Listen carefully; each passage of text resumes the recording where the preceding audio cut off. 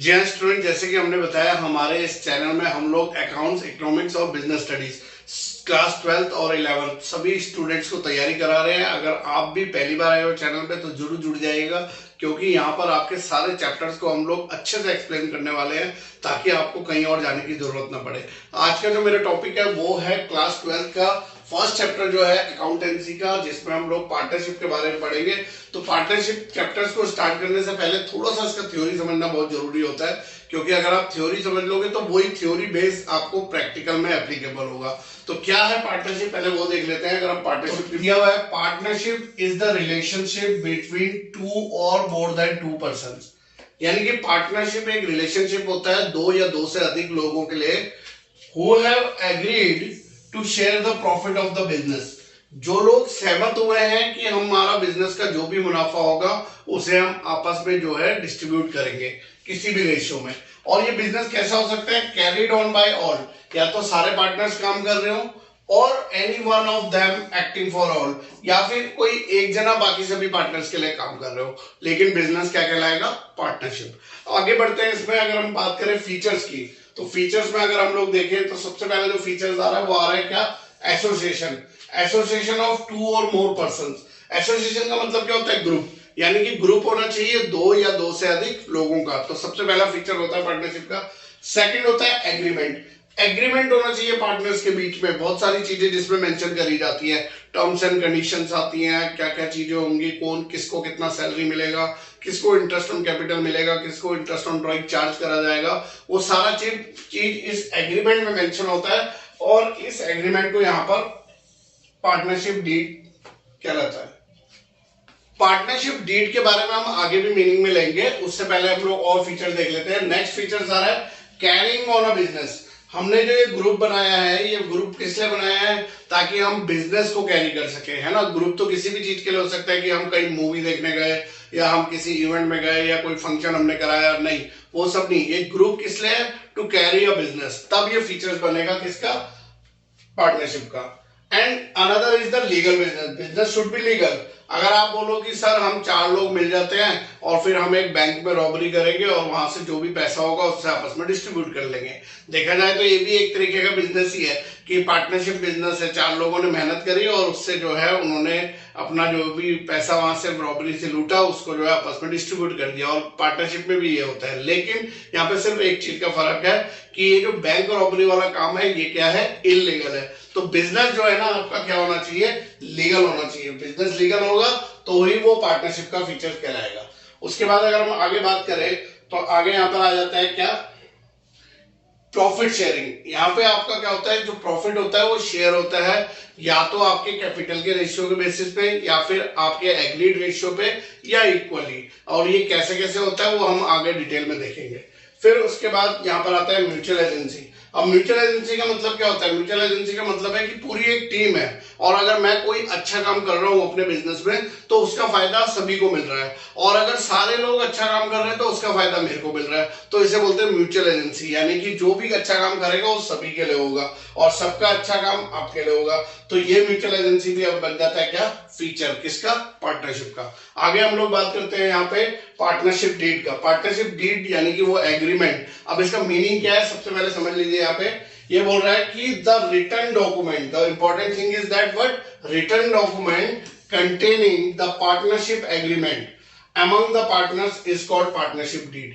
यानी कोई भी ऐसा लिखित रूप में डॉक्यूमेंट जहां पे पार्टनरशिप्स के जो भी सहमति हुई है, तो ऐसे लिखित डॉक्यूमेंट को यानी कि रिटन डॉक्यूमेंट को क्या माना जाएगा, पार्टनरशिप डीड। उसके बाद बोल रहे हैं कि इट कंटेन्स, क्या आता है पार्टनरशिप डीड में, it contains terms and conditions. Terms and conditions का मतलब हो गया नियम और शर्तें। नियम और शर्तें इसमें मेंशन होती है पार्टनरशिप डीड में, which are agreed upon by all the partners, और जिसमें सारे के सारे पार्टनर सहमत हुए हैं, वो सारी नियम और शर्तें यहाँ पे लिख के जाती है। अब पार्टनरशिप डीड बनाया क्यों जाता है, वो कह रहे हैं it is important to avoid all kinds of misunderstandings and disputes among the. Misunderstanding का मतलब होता है गलतफहमी, और डिस्प्यूट्स का मतलब होता है यहाँ पे क्या, झगड़े। तो पार्टनर्स के बीच में कोई भी झगड़ा ना हो या कोई भी जो है गलतफहमियां ना हो, इसलिए जो है इस पूरी पार्टनरशिप डीड को बनाया जाता है। अगले टॉपिक पे आते हैं। अगला टॉपिक है हमारा contents of partnership deed. Partnership deed में क्या क्या लिखा होता है, तो अगर आप देखें तो सबसे पहला आ रहा है name, nature and place of the head office of business. Business का जहां पे भी हेड ऑफिस होगा, एक तो होता है हेड ऑफिस जो मेन ब्रांच होती है, और एक बहुत सारी ब्रांचेस होती है, तो जहां पे भी हेड ऑफिस होता है उस बिजनेस का आपके नाम क्या है वो मेंशन होगा। किस टाइप का बिजनेस है, ट्रेडिंग बिजनेस है, मैन्युफैक्चरिंग बिजनेस है, या कोई सर्विस बिजनेस है, और क्या प्लेस है, कहां पर ये लोकेटेड है, दिल्ली में है, बॉम्बे में है, कहां पर है, वो मेंशन करा होता है। नेक्स्ट आता है आपका यहां पर name and address of all the partners. जितने भी पार्टनर है उनके नाम और उनके एड्रेस। उसके बाद अगला आता है यहां पर duration of partnership. Duration of partnership का मतलब कि कितने समय के लिए ये पार्टनरशिप चल रही है, 1 साल के लिए, 2 साल के लिए, 5 साल के लिए, वो मेंशन होता है यहाँ पे।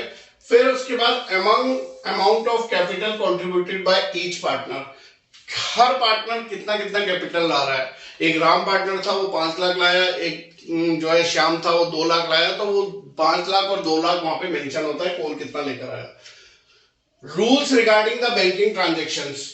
किसको ऑथराइज होगा कि बैंक से पैसा निकाल सकता है, किसको ऑथराइज होगा कि किसी को चेक काट के दे सकता है, किस तरीके से बैंक की ट्रांजेक्शन होंगी, वो सारा यहाँ पे एग्रीमेंट में मेंशन होता है। फिर प्रॉफिट शेयरिंग रेशियो क्या रहेगा, मैंने जैसे बताया इक्वली भी बढ़ सकता है, कैपिटल रेशियो में भी और एग्रीड रेशियो में भी। फिर इंटरेस्ट ऑन कैपिटल या फिर drawing and loan of a partner, ये सारा चीजें मेंशन होता है। कितना ब्याज इंटरेस्ट ऑन कैपिटल पे जो है प्रोवाइड होगा पार्टनर को, कितना ड्राइंग से उनसे चार्ज करा जाएगा, अगर किसी पार्टनर ने लोन दिया है तो उसे कितना इंटरेस्ट मिलेगा, वो सब लिखा होता है।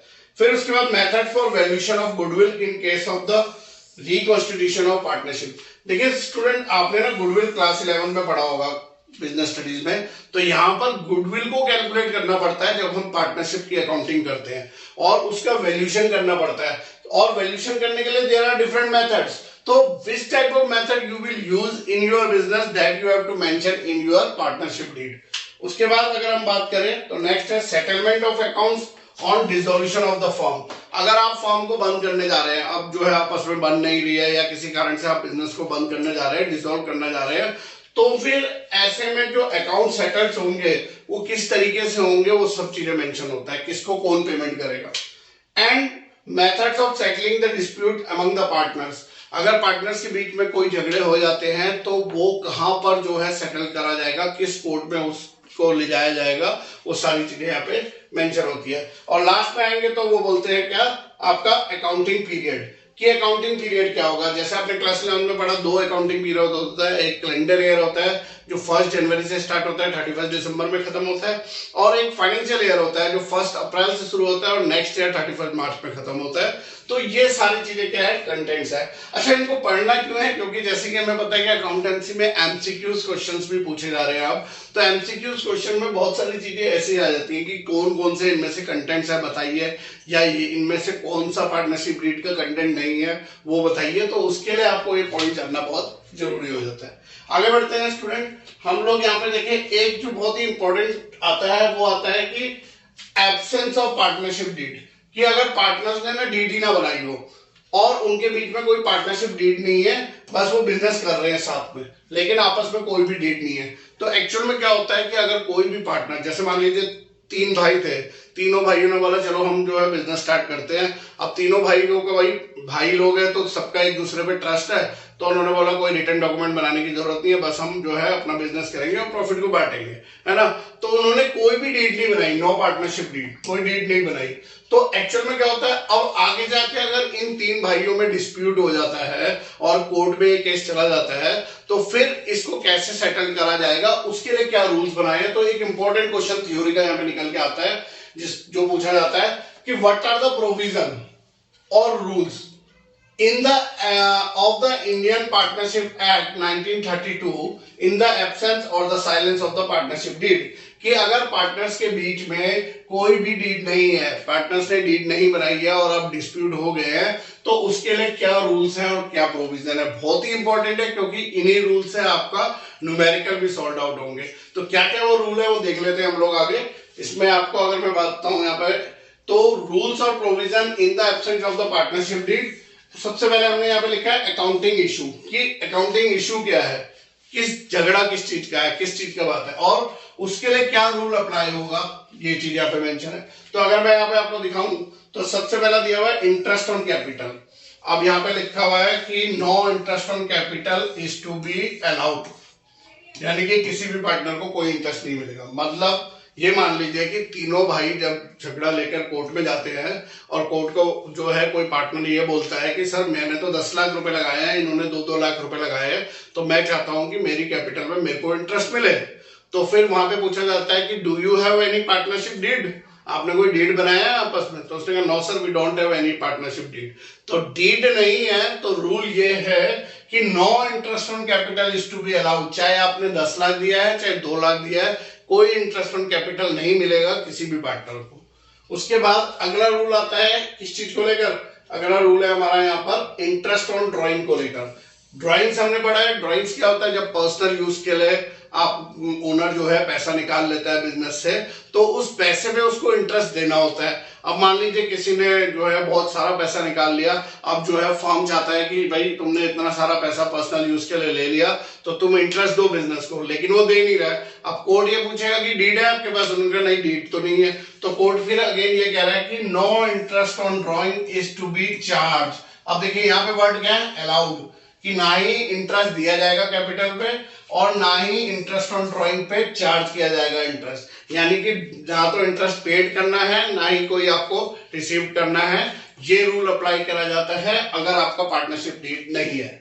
तीसरा रूल होता है सैलरी और रेम्युनरेशन। अगर कोई पार्टनर ये बोले कि भाई मैं तो 10 घंटे काम करता हूँ, आप तो जो है 3 घंटे पहले ऑफिस छोड़ के चले जाते हो और मेरा काम ज्यादा है, जो मैं काम करता हूँ वो तुमको नहीं आता है, अब मेरे को जो है कोई ना कोई सैलरी चाहिए या कोई रेम्युनरेशन चाहिए, कोई ना कोई फाइनेंशियल बेनिफिट चाहिए। तो अगर कोई पार्टनर ऐसे मांगता है तो उसको भी कोर्ट बोलता है not allowed to any partner, यानी कि कोई सैलरी नहीं मिलेगा, कोई रेम्युनरेशन नहीं मिलेगा किसी भी पार्टनर को अगर आपके पास पार्टनरशिप डीड नहीं है। और अगर आपको सैलरी लेनी थी तो पार्टनरशिप डीड बनाना था और उसमें मेंशन करना था कि कितनी सैलरी आपको चाहिए। उसके बाद अगर हम आगे बात करें नेक्स्ट कमीशन को लेकर, अगर कोई पार्टनर ये बोलता है कि भाई मैं तो जो है ना ज्यादा अच्छा काम करता हूं और मेरी वजह से क्लाइंट आते हैं बिजनेस में और मेरे जो है इतने अच्छे कॉन्टेक्ट्स हैं, तो मेरे को जो है अपने क्लाइंट्स के क्या चाहिए, कमीशन चाहिए।